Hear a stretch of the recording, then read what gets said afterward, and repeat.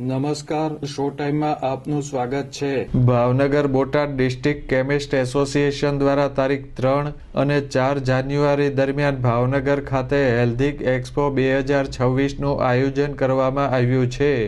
ભાવનગરના જવાહર મેદાન ખાતે યોજવામાં આવનાર એક્સપોના આયોજન અંગે યોજાયેલ પત્રકાર પરિષદમાં એસોસિએશનના હોદ્દેદારો ઉપસ્થિત રહ્યા હતા અને આયોજન અંગે માહિતી આપી હતી।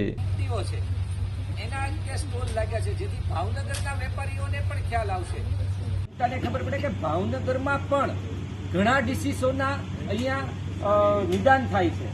આજે લોકોને ખબર જ નથી કે કાંઈ પણ એવી મોટી ડિસીઝ આવી એટલે આપણે અમદાવાદ જઈએ, પણ એના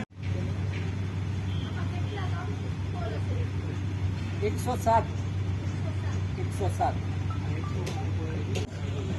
હેલ્થ એક્સપોનું મેઇન કારણ એ છે કે હેલ્થના આપણા અહીંયા દરેક ટ્રેડના એક્સપો થાય છે। લાસ્ટ આપણે ચેમ્બરનો પણ એક્સપો થઈ ગયો, પણ હેલ્થ રિલેટેડ શનિવારે બપોરે 3 થી 4:30 ગાળામાં ગોઠવા છે।